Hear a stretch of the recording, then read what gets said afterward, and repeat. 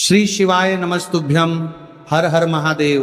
माता बहनों, सबसे पहले आप सभी को श्रावण मास की पहली सोमवार की हार्दिक शुभकामनाएं।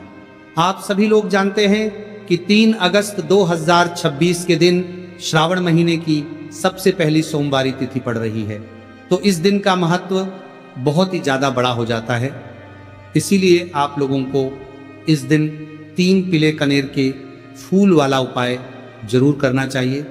इस उपाय को मैं बहुत अच्छे से समझाने वाला हूँ।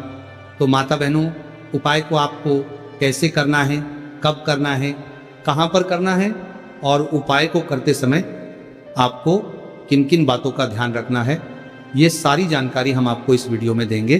तो चलिए उपाय को शुरू करते हैं। देखिए, ये दिन इतना खास होता है, इतना महत्वपूर्ण होता है, देखा गया है कभी बड़े बड़े पूजा पाठ अनुष्ठान से जो मनोकामना पूर्ण नहीं होती है, वो 3 अगस्त का पावन महीना पहली सोमवारी तिथि के दिन एक छोटे से उपाय करने से ही आपकी मनोकामना पूर्ण हो जाती है।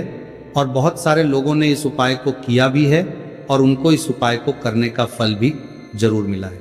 अगर आप लोग भी इस उपाय को 3 अगस्त 2026 सावन महीने के सबसे बड़ा सोमवारी तिथि के दिन करना चाहते हैं, तो आप इस उपाय को पहले अच्छे से समझ लेना, सुन लेना, उसके बाद करना। आपको इस उपाय का फल जरूर मिलेगा। और इस उपाय को करने से आपके घर में चाहे किसी भी प्रकार की दुख और समस्या क्यों ना चल रही हो, आपको उसका कारण भी नहीं पता है कि भाई ये समस्या किस कारण से चल रही है।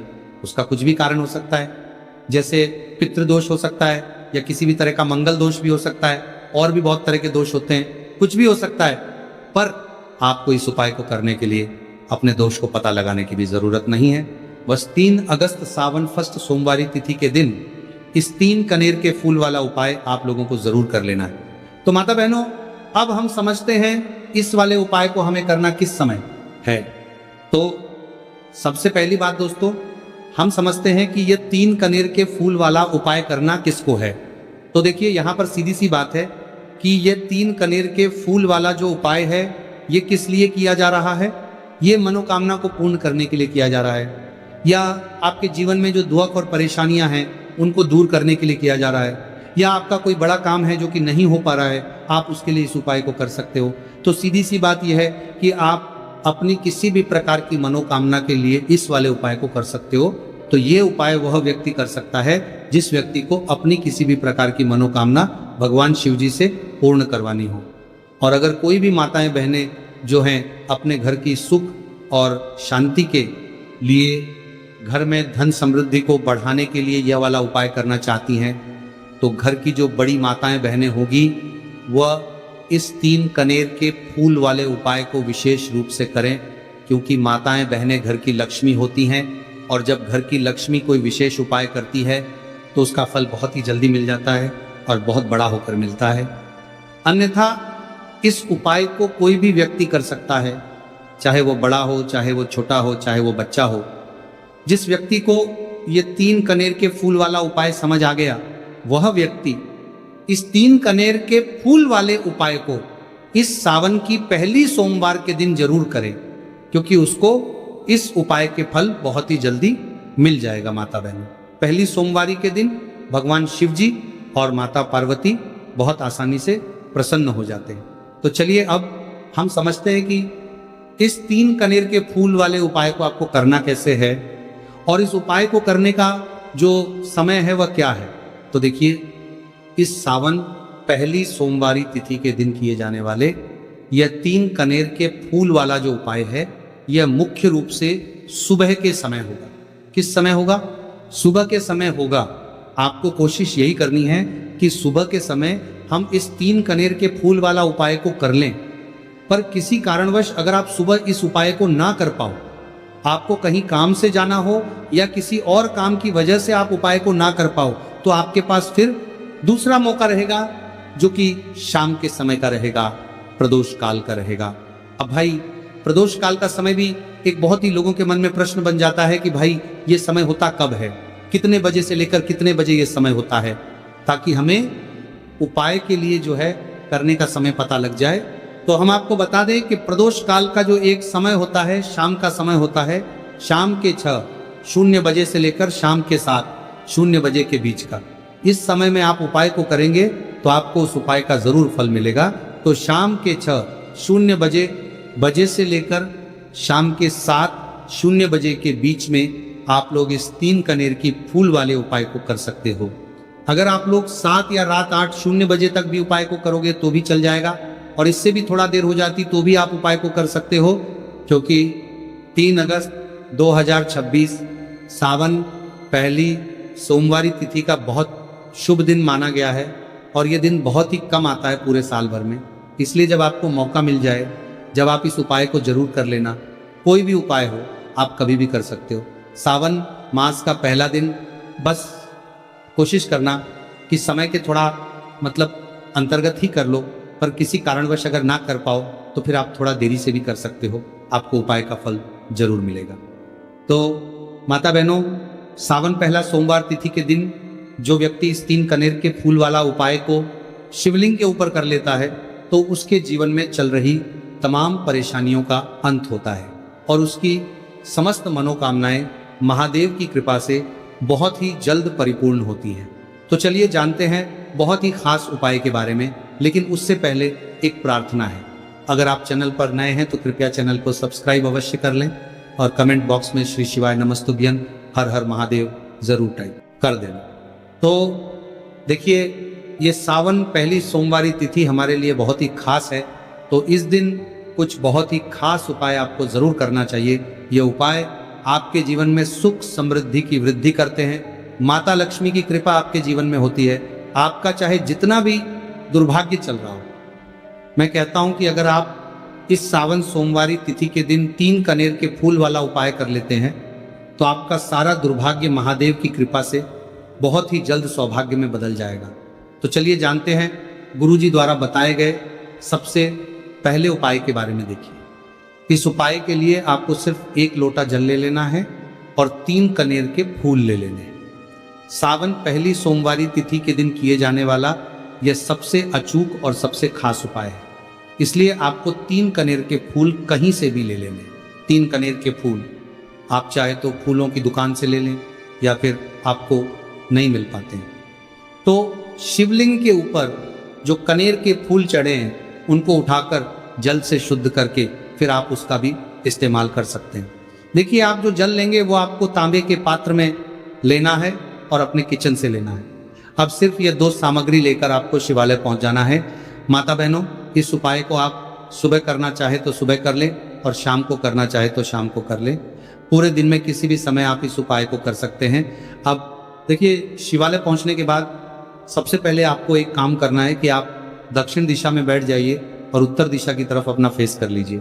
अब आप जो 3 कनेर के फूल लेकर आए हैं, इनमें से आपको एक कनेर का फूल शिवलिंग में जो महादेव का परिवार होता है उसमें समर्पित करते जाना है। देखिए, पहले फूल आपको शिवलिंग में जो दाहिने साइड वाला कोण होता है, जिसे श्री गणेश जी का स्थान कहते हैं, वहां पर यह पहला कनेर का फूल समर्पित कर देना है, और श्री शिवाय नमस्तुभ्यम मंत्र का स्मरण कर लेना है।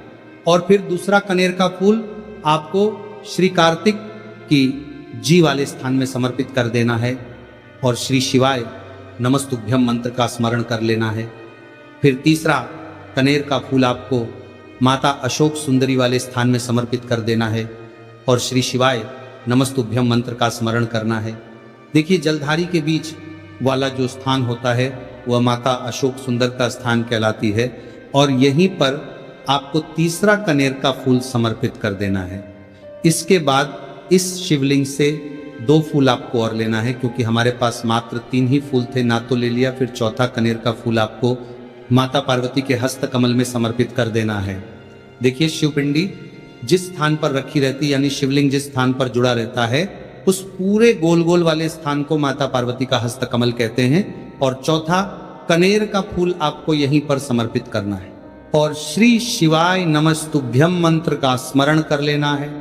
इसके बाद आपको 5वां कनेर का फूल शिवलिंग के ऊपर समर्पित कर देना है, और महादेव से अपनी मनोकामना बोल देनी है।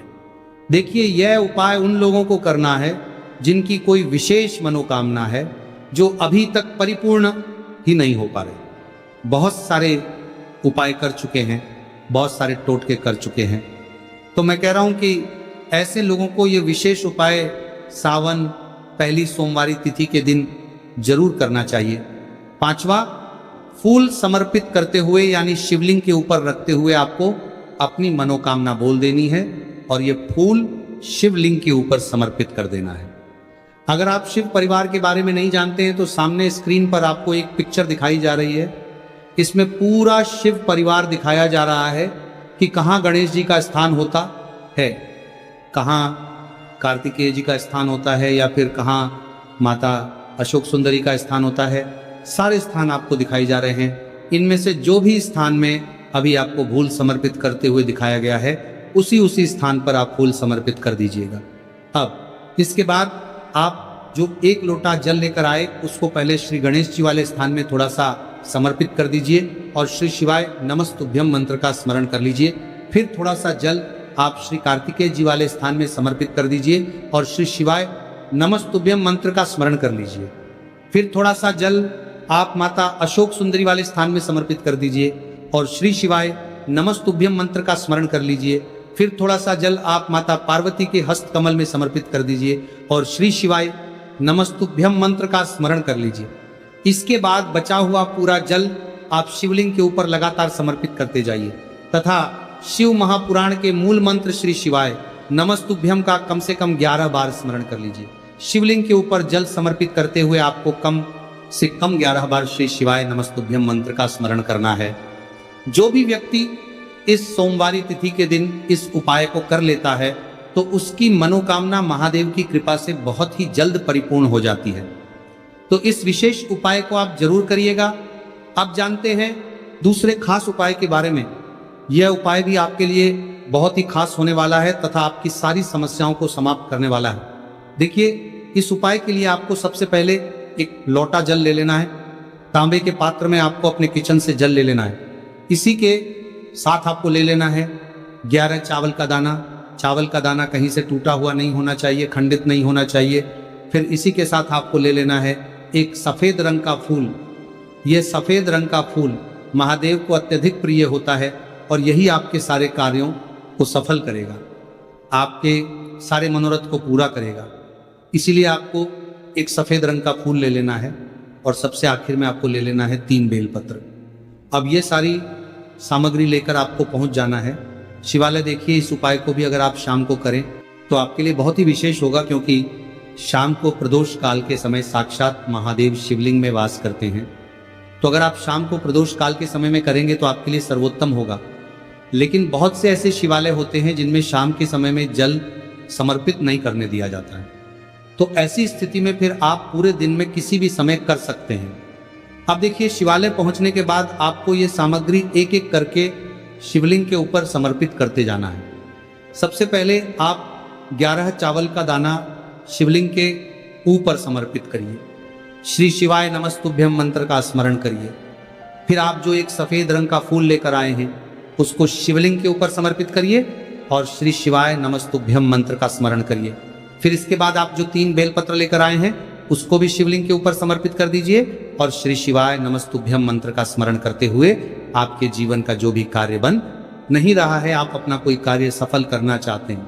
मान लीजिए आप नौकरी के लिए बहुत सालों से प्रयास कर रहे हैं लेकिन आपकी नौकरी नहीं लग पा रही, या फिर आप अपने व्यापार को बढ़ाने के लिए बहुत प्रयास करते हैं, बहुत मेहनत करते हैं, लेकिन आपके व्यापार में लगातार घाटा हो रहा है, या फिर आप अपना मकान लेना चाहते हैं, जमीन लेना चाहते हैं, या फिर अपना कोई भी कार्य आप सफल करना चाहते हैं और उस कार्य में आपको सफलता नहीं मिल पा रही है। तो गुरुजी ने कहा कि आपको उस कार्य की सफलता के लिए महादेव से प्रार्थना कर लेनी है और फिर उसके बाद सबसे आखिर में आप जो ये एक लोटा जल लेकर आए हैं इसको धीरे धीरे शिवलिंग के ऊपर समर्पित करते जाइए तथा लगातार शिव महापुराण के मूल मंत्र श्री शिवाय नमस्तुभ्यम का स्मरण करते जाइए। यह उपाय आपके जीवन में सोई हुई किस्मत को चमका देता है, आपके सारे दुर्भाग्य को समाप्त कर देता है। तो चलिए अब जानते हैं तीसरे खास उपाय के बारे में। यह उपाय आपके जीवन में धन धान्य की वृद्धि करने के लिए है। इस उपाय के लिए आपको सिर्फ एक दीपक ले लेना है। दीपक आप चाहे तो मिट्टी का ले लें या फिर आप अपने घर पर शुद्ध आटा मारकर उसका भी दीपक तैयार कर सकते हैं। बस दीपक में आपको शुद्ध देसी घी का प्रयोग करना है और साथ साथ लंबी रुई की बत्ती का प्रयोग करना है। लंबी रुई की बत्ती का प्रयोग हम लोग अपने जीवन में धन धान्य की वृद्धि के लिए करते हैं, अपने जीवन में व्यापार को बढ़ाने के लिए करते हैं तथा अपने वंश को बढ़ाने के लिए करते हैं। इसी के साथ आपको थोड़े से चावल के दाने ले लेने हैं और ये सारी सामग्री लेकर आपको पहुंच जाना है। किसी भी बेलपत्र के वृक्ष के नीचे, आप देखिए बेलपत्र के वृक्ष के नीचे पहुंचकर आपको सबसे पहले ये चावल के दाने वहीं पर थोड़े से डाल देने हैं और फिर इन्हीं चावल के दोनों के ऊपर आपको ये दीपक रख लेना है और इस दीपक की बत्ती का मुख आपको उत्तर दिशा की तरफ रखते हुए इस दीपक को आप प्रज्वलित कर लेंगे। दीपक प्रज्वलित करने के बाद आपको कम से कम 11 बार या 21 बार या 108 बार श्री शिवाय नमस्तुभ्य का स्मरण कर लेना है तथा महादेव से और माता पार्वती से प्रार्थना कर लेने की, मेरे जीवन में जो धन की समस्या चल रही है, मेरे जीवन में जो दुर्भाग्य बना हुआ, धन की वजह से मैं अपना कोई कार्य नहीं कर पा रहा हूं, धन की वजह से जो भी आपके जीवन में समस्या चल रही है उसको दूर करने की महादेव से और माता पार्वती से प्रार्थना करते हुए फिर आप वापस अपने घर आ जाइए। गुरुजी अपनी शिव महापुराण की कथा में बता चुके हैं कि जो भी व्यक्ति सोमवार इस दीपक को प्रज्वलित करना प्रारंभ कर देता है तो सिर्फ 3 या 5 सोमवार के दिन ही इस उपाय को करने के बाद उसके जीवन में कहीं ना कहीं से धन धान्य की प्राप्ति जरूर होती है और उसकी सारी आर्थिक समस्याओं का अंत होता है। तो दोस्तों, ये थे पूज्य गुरुजी द्वारा बताए गए कुछ बहुत ही खास उपाय। अगर आपको जानकारी अच्छी लगी हो तो वीडियो लाइक और चैनल को सब्सक्राइब करें। मिलते हैं फिर एक नए वीडियो के साथ। श्री शिवाय नमस्तुभ्यम। आपको कम से कम 11 बार या 21 बार या 108 बार श्री शिवाय नमस्तुभ्य का स्मरण कर लेना है तथा महादेव से और माता पार्वती से प्रार्थना कर लेने की, मेरे जीवन में जो धन की समस्या चल रही है, मेरे जीवन में जो दुर्भाग्य बना हुआ, धन की वजह से मैं अपना कोई कार्य नहीं कर पा रहा हूं, धन की वजह से जो भी आपके जीवन में समस्या चल रही है उसको दूर करने की महादेव से और माता पार्वती से प्रार्थना करते हुए फिर आप वापस अपने घर आ जाइए।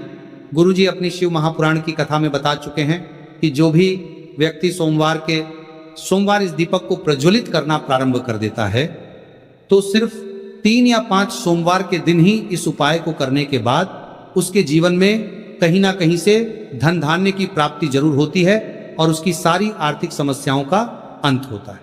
तो दोस्तों, ये थे पूज्य गुरुजी द्वारा बताए गए कुछ बहुत ही खास उपाय।